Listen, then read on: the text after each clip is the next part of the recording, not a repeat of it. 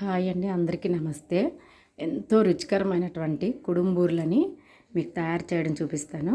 వాటికి కావాల్సిన వస్తువులు ఇది పెసరపప్పు కేజీ పెసరపప్పుకి అర కేజీ బెల్లం, అర కేజీ షుగరు. అంటే మొత్తం బెల్లంతో చేసుకోవచ్చు, కానీ సగం బెల్లం ఒక అర కేజీ అన్న షుగర్ వేసామంటే టేస్ట్ చాలా బాగుంటాయి. అదేవిధంగా కేజీ పెసరపప్పుకి ఒక రెండన్న కొబ్బరికాయలు ముక్కలు చేసి వాటిని తురమాలండి. మొత్తం కొబ్బరి తురుము చేయాలి. వీటితో ఎలా మీకు కుడుంబూరలు తయారు చేయాలో చూపిస్తాను. అయితే వీటిని ఏం చేయాలంటే పెసరపప్పుని బాగా 2-3 సార్లు కడిగి ఒక 4 అవర్స్ నానబెట్టి ఉంచుకోవాలండి. ఉంచుకున్న తర్వాత నానిన పెసరపప్పు దాన్ని గ్రైండర్ చేసుకోవాలి. చూసారా, 4 అవర్స్ తర్వాత నానిన పెసరపప్పు ఇలా ఉంటుంది. దీన్ని మొత్తం వాటర్ అంతా డ్రైన్ చేసేయాలండి. కొంచెం కూడా వాటర్ లేకుండా డ్రైన్ చేసి గ్రైండర్ చేసుకొని వీటిని ఇడ్లీలా పెట్టుకోవాలండి. తర్వాత మిగతా ప్రాసెస్ అంతా మీకు చూపిస్తాను. ఈ రకంగా గ్రైండ్ చేసుకోవాలండి. గ్రైండ్ చేసినప్పుడు చిటికెడంత ఉప్పు కూడా వేసుకోవాలి. అంటే వాటికి షుగర్ అది కరెక్ట్ టేస్ట్ వస్తుంది అనమాట వేస్తే, తీపి. చూసారు, ఈ రకంగా గ్రైండ్ చేసుకోవాలి.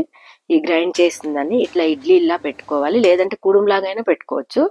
మొత్తం ఇట్లా పెట్టుకున్న తర్వాత పాకానికి మీకు చూపిస్తాను. ఇవి మొత్తం ఇంతకుముందు మీకు చూపించాను కదా, ఆ బెల్లంలో కొంచెం షుగర్ వేస్తే చాలా టేస్ట్గా ఉంటుందండి. ఉత్త బెల్లంతో కాకుండా షుగరు. మీకు ఇంతకుముందు కొబ్బరి ముక్కలు చూపించాను కదా, వాటిని తురుముకున్నాను, మంచిగా మిక్స్ చేసి తురిమాను. ఆ తురిమిన కొబ్బరి మొత్తం వేసేసి దాంట్లో ఒక్క గ్లాస్ అంతే వాటర్ పోయాలి, ఎక్కువ పోయకూడదండి. మీకు చూపించాను కదా, అంత గ్లాస్ మాత్రమే వాటర్ పోయాలి.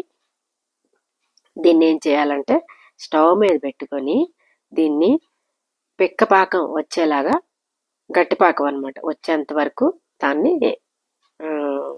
పాకం తీసుకోవాలండి. చూసారు కదా, ఇట్లా ఈ బూరెలు చాలా టేస్ట్గా ఉంటాయండి. కొంచెం పని అయినా చాలా టేస్ట్గా ఉంటాయి. ఇప్పుడేమో మనం పెట్టుకున్న ఇడ్లీలు ఉన్నాయి కదా, ఆ ఇడ్లీల్ని ఇట్లా ముక్కలు చిన్న చిన్న ముక్కలుగా చేసి మిక్సీ వేసుకుంటే పొడిలా, సన్న పొడి రవ్వలా అవుతుంది. అంతకుముందు పాతకాలంలో ఏం చేసేవారంటే మిక్సీలు ఉండేవి కాదుగా, చేయితో ఇప్పుడు ఇలా తురిమేవారు. అలా చేయితోటే చిన్న చిన్న గుండలా ముక్కలు చేసేవారు. ఇప్పుడు మనకి అవసరం లేదు కదా, వాటిని మిక్సీలో వేసుకోవాలి. మిక్సీలో వేసుకుంటే చిన్నగా రవ్వలా అయిపోతుంది. ఆ రవ్వ అదంతా కలిపి మొత్తం ఒక దగ్గర స్టోర్ చేసుకోవాలి అదంతా. చూసారు కదా, ఇలా రవ్వలా అవుతుంది, రవ్వగా. మనం తుంచినా కూడా అంత బాగా రవ్వ అవ్వదు. ఈ విధంగా రవ్వ అయినటువంటి దాన్ని అంతా మొత్తం ఒక దాంట్లో అంతా మొత్తం మనం చేసినటువంటి ఇడ్లీలు అన్ని కలిపి ఇలా ఈ రకంగా రవ్వ చేసుకోవాలండి. ఈ రవ్వ చేసుకొని ఈ లోపు మరి బూర్లకి సోయి కావాలి కదా, సోయికి కూడా 1 కప్పు బియ్యం పిండికి 3 కప్పుల గోధుమ పిండి వేసుకోవాలండి. అలా అయితేనే బాగుంటుంది. మామూలుగా అయితే ఇవి వేస్తాం కదా, కొంతమంది మినపరుబ్బు బియ్యం కలిపి దోశ రుబ్బులా చేసి దాంట్లో వేస్తారు కదా, అదైతే సోయి దలసరి వచ్చేస్తుంది.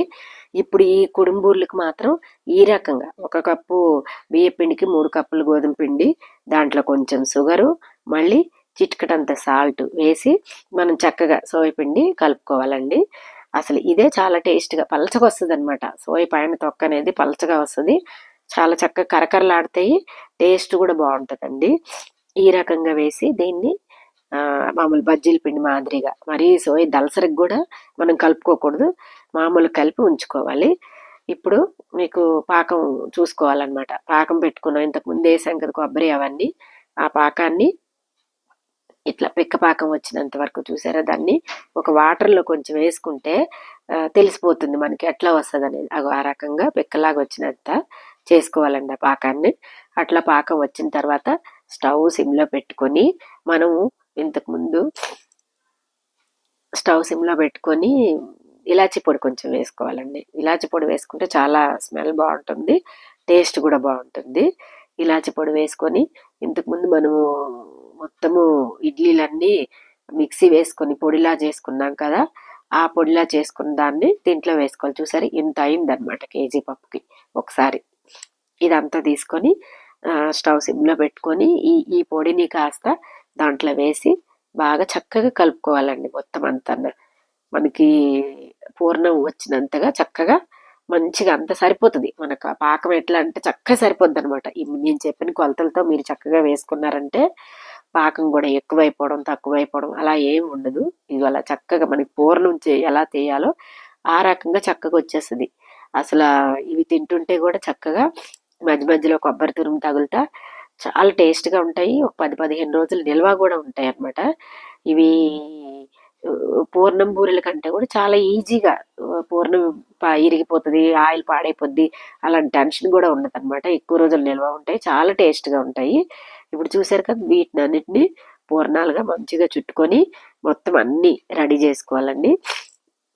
అసలు మా అమ్మగారు వచ్చారు, నా వల్ల అయితే కాదు ఇన్ని ఒకసారి చేయలేనని. మా అమ్మ వచ్చినప్పుడు, మా అమ్మకు బాగొచ్చు, అమ్మ వచ్చినప్పుడు చేద్దాం కదా అని చెప్పి చేశానండి.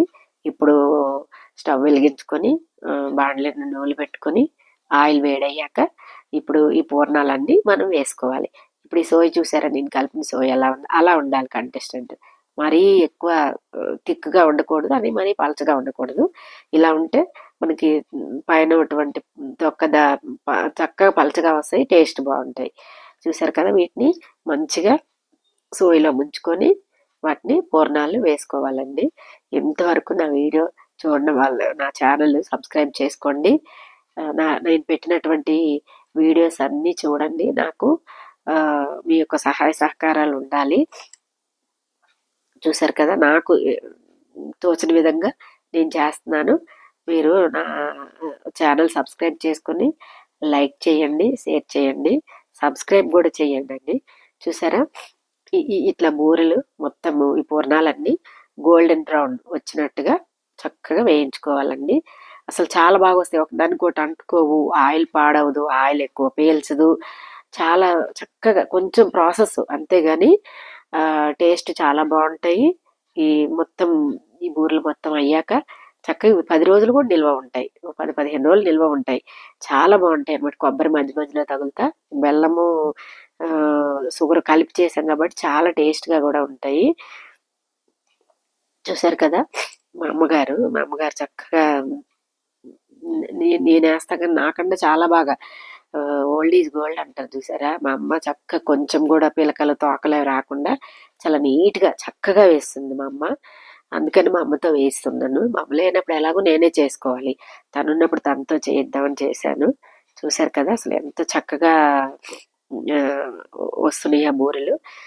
గోల్డెన్ బ్రౌన్ వచ్చాక వాటిని అన్నిటిని తీసుకొని చక్కగా ఒక చల్లారాక ఒక డబ్బాలో స్టోర్ చేసుకుంటే ఒక 10 days వరకు నిల్వ ఉంటాయి. ఎక్కువ రోజులు ఉండాలంటే ఫ్రిడ్జ్లో కూడా పెట్టుకున్నామంటే చాలా ఎక్కువ రోజులు నిల్వ ఉంటాయండి. చూసారు కదా బూరెలు. నాకు నా నా యొక్క ఈ వీడియో మీకు నచ్చినట్లయితే బూరెలు ట్రై చేసి టేస్ట్ చూడండి. ధన్యవాదములు అందరికీ.